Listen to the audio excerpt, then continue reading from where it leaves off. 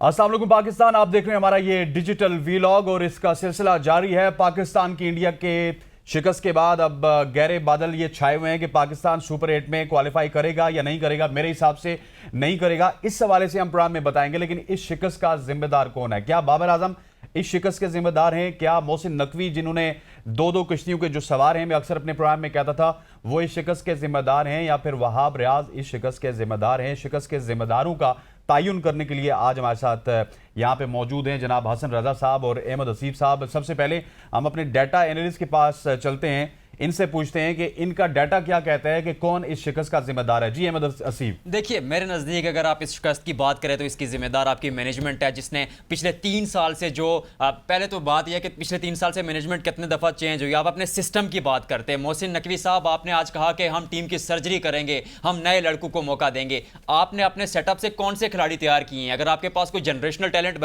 पीछे बैठा हो ना, श्रेयस अय्यर की तरह, शुभमन गिल की तरह, तो आप कहें कि आप बाबर रिजवान को हटा के उसको लेके आएंगे। आपने साइम अय्यूब का एक्सपेरिमेंट किया, आपने बड़ा बढ़ावा दिया कि हम उसको बैक कर रहे हैं। 20 मैचेस में बैक करने के बाद वर्ल्ड कप से एक दिन पहले आप साइम अय्यूब को ड्रॉप करके उस्मान खान को खिलाते हैं। मोहसिन नकवी साहब, आपसे कह रहा हूं कि आपने बड़ा जोर लगाया उस्मान खान को वापस लाने के लिए। अब बाबर आजम, हसनैन, बहुत बड़ी खबर आपको दे रहा हूं कि बाबर आजम राजी नहीं थे कि इमाद वसीम और मोहम्मद आमिर वापस आए। मोहसिन नकवी साहब, आप बीच में आए, आपने सालसी का किरदार अदा किया। आपने कहा कि नहीं जी, मोहम्मद आमिर खेलेगा, इमाद वसीम खेलेगा। और सबसे जो खास बात, सबसे जो अहम बात है इमाद वसीम की, रिसेंटली मैंने ट्वीट भी किया, वहां पर भी जाके देखिएगा। तकरीबन 14-15 दिन पुरानी तस्वीर है, वो कुर्सी पर बैठकर नमाज पढ़ रहे हैं। यानी उनको नी का मसला है, हैमस्ट्रिंग इंजरी नहीं है। आपने ये बात छुपाई और इंजर्ड इमाद वसीम को 3-4 टीके लगा के अपने इंडिया के खिलाफ मैच खिला दिया। मतलब आपने अपने सेटअप पे तमाचा मारा है। आप इमाद वसीम को खिला रहे हैं, मोहम्मद आमिर को खिला रहे हैं। मैं ये नहीं कह रहा वो खिलाड़ी अच्छे नहीं, आमिर ने अच्छा परफॉर्म भी किया, लेकिन आप रिटायर खिलाड़ियों को लाकर आपके डोमेस्टिक में उमर बिन यूसुफ इतने रन बनाकर बैठा, कई खिलाड़ी बैठे, आपने अपने सेटअप के साथ ज्यादती की है। क्योंकि फिर इसका मतलब है कोई भी रिटायर खिलाड़ी पीएसएल में आएगा या कोई भी सीनियर खिलाड़ी पीएसएल में परफॉर्म करेगा या यंग खिलाड़ी भी परफॉर्म करेगा, तो फिर डोमेस्टिक का जो आपका स्ट्रक्चर है, जो कायदे ट्रॉफी है, जो नेशनल T20 कप है, आप प्रेसिडेंट कप भी आप लेकर आ गए, तो फिर वहां पर जो खिलाड़ी परफॉर्म कर रहे हैं उनका क्या कसूर है? वो कैसे टीम में आएंगे? हसन, थोड़ी सी बात मैं और मजीद और करूंगा। उसके बाद जो दूसरी चीज मेरे नजदीक जो जिम्मेदार है वो वहाब रियाज है। पहले तो आप चीफ सिलेक्टर थे, चीफ सिलेक्टर थे तो आपका वो टूर नहीं लग रहा था बाहर का। फिर आप फैमिली के साथ जो है ना, अपने बीवी बच्चों के साथ घूमने चलेंगे पाकिस्तान टीम के साथ। कौन सी टीम के साथ सीनियर मैनेजर वहाब रियाज साहब, मुझे बताएं। ठीक है, चलें, आप सीनियर मैनेजर बन भी गए, आप सिलेक्शन कमेटी का अभी भी हिस्सा है, आपका बड़ा असर और सूह है। आपने टीम क्या बनाई? आपने टीम ऐसी बनाई कि वर्ल्ड कप के एक दिन पहले आप टीम चेंज कर रहे हैं। आपने टीम ऐसी बनाई कि आपको खिलाड़ियों पर ट्रस्ट नहीं है। मैं पिछले प्रोग्राम में आपको कहता रहा हूं कि अगर वर्ल्ड कप से 1-2 दिन पहले आप टीम चेंज करेंगे तो आपके खिलाड़ियों का जो कॉन्फिडेंस है वो 0 लेवल पर आ जाएगा। आप अगर अपने खिलाड़ियों को बैक नहीं करेंगे तो इस तरह के इवेंट में, अगर क्योंकि ऑलरेडी ग्रुपिंग भी हो रही है टीम में, कोई चीज ढकी छुपी नहीं है, आप सब चीजें खुलकर सामने आएंगी। अगर आप अपने खिलाड़ी को, हसन आखिरी बात करूंगा, अपने खिलाड़ियों को अगर आप बैक नहीं करेंगे तो ड्रेसिंग रूम का माहौल खराब हो जाएगा। और जब ड्रेसिंग रूम का माहौल खराब होता है तो इसी तरह के नतीजे आते हैं जैसे आपने कल देखा। देखिए, इससे पहले कि मैं हसन रजा की तरफ जाऊं, मैं आपकी तमाम बातों से एग्री करता हूं। मैंने आपको पता है कि इस प्रोग्राम में बार बार कहा है कि मोहसिन नकवी साहब 2 कश्तियों के सवार हैं जी। मेरी पूरी टीम जानती है कि मैं पहले दिन से कह रहा हूं कि 2 कश्तियों का सवार हमेशा से डूबता है। फिर मैंने कल भी आपको बताया था कि मोहसिन नकवी साहब मोटिवेशनल स्पीकर नहीं है कि हर 2 घंटे बाद, हर दूसरे मैच के बाद वो पाकिस्तान टीम के साथ जाके वहां पे लेक्चर दें। दूसरा ये है कि आप देखिए कि मोहसिन नकवी साहब, आप आयरलैंड में गए, वहां पे आपको शिकस्त हुई, आप इंग्लैंड में गए, आपको शिकस्त हुई, उसके बाद भी आपको पता नहीं चला कि छोटी सर्जरी होगी या बड़ी सर्जरी होगी। अब आप ये कह रहे हैं कि छोटी सर्जरी की जरूरत थी, मैं समझता था, लेकिन अब मुझे लगता है कि बड़ी सर्जरी होगी। अरे भाई, हम इस प्लेटफॉर्म पे बैठ के आपको बताते रहे कि आपकी टीम में सारी चीजें अच्छी नहीं है। अच्छा। उस वक्त आप ये कहते रहे कि मैं आपसे दरखास्त करता हूं थोड़ा सा पॉजिटिव बोलें, मैं आपसे दरखास्त करता हूं अपनी टीम को सपोर्ट करें। इवन हमारे जैसे लोगों को मैसेजेस आते रहे कि आप ये क्या कर रहे हैं, आप क्यों टीम के खिलाफ बोल रहे हैं। खालिद महमूद साहब, जिंदगी में पहली दफा ऐसे हुआ कि साबिक चेयरमैन ने कोई पीसीबी के खिलाफ बात कर दी तो पीसीबी ने एक बयान जारी कर दिया। ये जिंदगी में पहली दफा हुआ। आप उधर होते हैं तो हमारा पीछे होम मिनिस्ट्री खराब हो जाती है, आप होम मिनिस्ट्री में होते हैं तो हमारी पीसीबी खराब हो जाती है। सर, खुदा का खौफ करें, कोई एक जॉब ले ले। पीसीबी की जो जॉब है सर, ये फुल टाइम जॉब है, इसको आप पार्ट टाइम ना समझे। आप जब इसको पार्ट टाइम समझेंगे तो आपके साथ वही काम होगा जो कि पाकिस्तान के क्रिकेटर्स ने आपके साथ किया। और वहाब रियाज के हवाले से मैं ऐड करता चलूं, देखिए वहाब रियाज इस सिस्टम में उस वक्त से हैं जब से ज़का अशरफ यहां पे मौजूद थे, और उस वक्त भी वो इसी सिफारिश से आए थे जिस सिफारिश से अब वो यहां पे मौजूद हैं। किस टीम के चीफ सिलेक्टर या सिलेक्टर को आपने देखा है कि वो सीनियर मैनेजर के तौर पे टीम के साथ होता है? कोई एक टीम मुझे बता दे। और सीनियर मैनेजर का ओहदा पाकिस्तान में, पाकिस्तान के अलावा किसी दुनिया की टीम के पास नहीं है। हर टीम का एक मैनेजर होता है, उसके अलावा कोई ओहदा नहीं होता। लेकिन हमारे यहाँ क्योंकि हमारी जो क्रिकेटर्स की बेगमात है ना, ये इनके साथ सफर कर करके इनकी आदत पड़ी होती है, तो ये इनको कहती हैं कोई ऐसा ओहदा लिया जाए जिसमें पीसीबी में हम घूमें फिरे, याशी मारें, इधर होटल पे जाएं, इधर जाएं, उधर जाएं।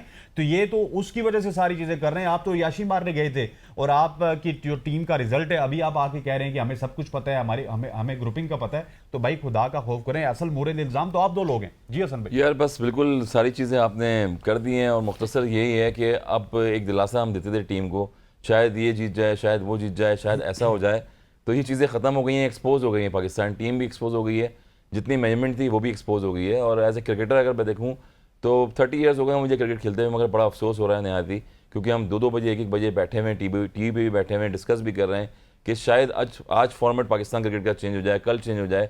हम एशिया कप से यही बातें करते हुए आ रहे हैं कि मुसलसल शायद कोई कप्तान आएगा, वो टीम को लिफ्ट करेगा, टीम को जिताएगा, टीम का कॉम्बिनेशन बनाएगा। वही इंजरी वाले प्लेयर जो हैं दोबारा 2 महीने बाद जब PSL होती है उसमें परफॉर्म करते हैं, वापस टीम में आ जाते हैं। वही गैंग जो है वो दोबारा 3-4 साल से खेले जा रहा है, वही कैप्टनसी हुई जा रही है। और सरप्राइज में हो गया कि शादाब को एज ए बैटर आपने खिला दिया और फिर फील्ड में भी वो बाहर गए कल दोबारा। अम्माद वसीम को तो इंजेक्शन लगा के आपने रेडी किया और बहुत ही नाकिस कारकर्दगी रही पूरी टीम की और प्लेयरों की। बॉडी लैंग्वेज नज़र नहीं आ रही थी, बॉलिंग में एफर्ट करी सारी कुछ, मगर अब इस टीम का मुझे समझ नहीं आती है और दुनिया को समझ नहीं आ रही क्या हाल होगा। आपने ग्रास रूट स्ट्रक्चर जो है वो रेडी नहीं किया हुआ। आपके ग्रेड 2 के मैचेस हो रहे हैं फर्स्ट क्लास के, उसमें प्लेयर रेडी नहीं है आपके। किस तरह से प्लेयर रेडी करेंगे अब आप? दोबारा उनको T20 में वही PSL में खिलाएंगे? आपका लॉन्गर फॉर्मेट जो है वो अच्छा नहीं हो रहा। ग्राउंडों में जो हालात हैं यहाँ पाकिस्तान की वो आप देख लें वहाँ पर किस तरह के हैं। मैं पूरे 1.5 महीने भी रह के आया हूँ पाकिस्तान में, देखा मैंने कि डिवीजन में किस तरह से क्रिकेट हो रही है हर डिवीजन की पाकिस्तान में। तो अब आपका जो स्ट्रक्चर है क्रिकेट का वो पूरा बिगड़ गया। अब ज़ीरो से हीरो किस तरह बनेंगे? दोबारा इसमें 2-3 साल लगेंगे मजीद टॉप लेवल पर आने के लिए। तो सॉरी टू से अभी आप जो हैं वो अभी जो गम और गुस्सा है कौम का अभी तक चल रहा है। आप 2 मैच खेलें, आप अल्लाह करके वो जीतें या हारे, मगर जो है कौम बड़ी अफसरदा हुई है। अच्छा हसनैन, एक बात यह है ना कि मैं जो बात कहूँगा कि आपने टीम नहीं बनाई, मेरी बात समझ रहे हैं ना? टीम नहीं बनाई आपने अगर टीम बनाई होती ना तो आप दौराने वर्ल्ड कप आप ये नहीं कहते कि फलाने को हटा के हम सर्जरी करेंगे और किसी और को ले आएंगे यंग टैलेंट को। दूसरी दुनिया की टीमें तैयारी करके आई हैं, उनके पास प्लान है, उनके टेबल पर उनकी पूरी स्ट्रेटेजी है कि हमने इस प्लान के साथ जाना, ये फेल हुआ तो इसके साथ जाना है। आपके पास तो कोई प्लानिंग ही नहीं है, आपने टीम बनाई ही नहीं। आपने अपनी जो ओपनिंग है वो वर्ल्ड कप से 2 दिन पहले चेंज की। आपने मोहम्मद रिजवान और बाबर आजम को वर्ल्ड कप के दौरान ओपनर्स बनाया, उससे पहले अगर बात की जाए तो आप साइम अयूब के साथ जा रहे थे। उस्मान खान ने सारे रन एज ओपनर बनाए, उसकी एज ओपनर जो एवरेज है वो 47 की है, नंबर 3-4 पर उसकी एवरेज 20 से नीचे 16 या 17 है। अब इस तरह का एक खिलाड़ी जो अनऑर्थोडॉक्स प्लेयर है, आपको पता है कि उसकी टेक्निक स्ट्रांग नहीं है, अगर वो परफॉर्म करेगा तो पावर प्ले में करेगा, जब फील्डर्स दायरे के अंदर होंगे, उस खिलाड़ी को नंबर 3 पर खिला रहे हैं तो मैनेजमेंट क्या कर रही है? 4 रन का एवरेज है आपका, 4 रन का एवरेज नहीं कर पा रहे, किसी को सिंगल डबल नहीं आ रहा। मुझे मेरे ख्याल में और अहमद की बातों से एक बात तो समझ आ रही है। अहमद साहब ने ये कहा ना कि मोहसिन नकवी साहब, ठीक है, मोहसिन नकवी को हम कसूरवार ठहराते हैं कि वो इमाद वसीम और मोहम्मद आमिर को लाना चाहते थे, बाबर आजम दरबान बन के खड़े थे। मसला ये है कि 4-5 साल से चाहे कोई हम चेयरमैन बदलाएं या जो भी बदलाएं, कप्तान एक ही था और वो दरबान बन के खड़ा था, उसने टीम नहीं बनने दी। यही टीम 4 साल से तनजली का शिकार है और ऊपर से जो भी चेयरमैन आता है वो अपने आप को अफलातून समझता है, वो अपने आप को अगले कुल समझता है। अब मोहसिन नकवी साहब, मुझे तो ये भी नहीं पता कि क्या पता वो चेयरमैन बनने से पहले मैच भी देखते थे या नहीं। लेकिन अब वो चेयरमैन बनने के बाद लेक्चर्स भी दे रहे हैं, चेयरमैन बनने के बाद सर्जरी भी कर रहे हैं, चेयरमैन बनने के बाद अब वो तब्दीलियां भी करेंगे। इन्होंने तो, मुझे याद अगर हो मोहसिन नकवी साहब, आपने तो बड़ी लॉन्ग टर्म प्लानिंग सोची थी। आपने तो कहा था कि हम बाबर आजम को सिर्फ T20 वर्ल्ड कप के लिए नहीं बल्कि चैंपियंस ट्रॉफी के लिए कप्तान बनाएंगे। उस वक्त हमने कहा था कि आप बहुत बड़ी गलती कर रहे हैं, क्योंकि एक शख्स जो आपको 4 बड़े इवेंट हरा चुका है वर्ल्ड कप समेत, 50 ओवर वर्ल्ड कप समेत, उसको आप एक और चैंपियंस ट्रॉफी देंगे। आपके बैटर्स नहीं है आपके पास बैटिंग करने वाले, 120 बॉल है, पूरी खेलने वाला नहीं है, कोई इफ्तिखार को पिछले 4-5 साल से खिलाए जा रहे हैं। आपके सिस्टम की नीयत ठीक हो तो आपके पास टैलेंट अभी भी मौजूद है। देखिए, टैलेंट निकालना पड़ता है। आप नसीम शाह की मिसाल लीजिए जी, क्या नसीम शाह हीरो लगा आपको? हीरो लगा ना? परफॉर्म किया। Body नसीम language शाह थी। हीरो इस वजह से है कि Naseem Shah red ball cricket खेलता है। Exactly. Naseem First class Shah से आए। रेड बॉल को इज्जत अभी देता है। रिहैब में उन्होंने नसीम क्लब के शाह मैचेस टेस्ट खेले हैं, मैच में प्रैक्टिस दो नंबरी करी है नहीं उन्होंने। करता। बिल्कुल। नसीम शाह टेस्ट मैच में अपनी बैट पकड़ के बैट नहीं जाता। Naseem Shah first class cricket खेलता है, लिस्ट ए क्रिकेट खेलता है, टेस्ट मैच खेलता है, दुनिया की लीगें खेलता है, लेकिन वो दुनिया की आंखों में आंखें डाल के उनको आउट भी करता है, छक्के भी लगाता है। क्यों? He is the only cricketer, जब आपकी body language positive बॉलर्स की होगी। बात कर रहा हूं, ओनली बॉलर इन पाकिस्तान जो कि इस तरह की बात करता है। सर, मोहसिन नकवी साहब की बहुत चढ़ाई हो चुकी है। अभी मेरा ख्याल है वीलॉग का टाइम खत्म हो चुका है। हमें इशारा आ चुका है कि अब प्रोग्राम का टाइम है। ख़वातीन-ओ-ज़ात, आज के इस वीलॉग से इतना ही। इजाजत दीजिए। अल्लाह हाफिज़।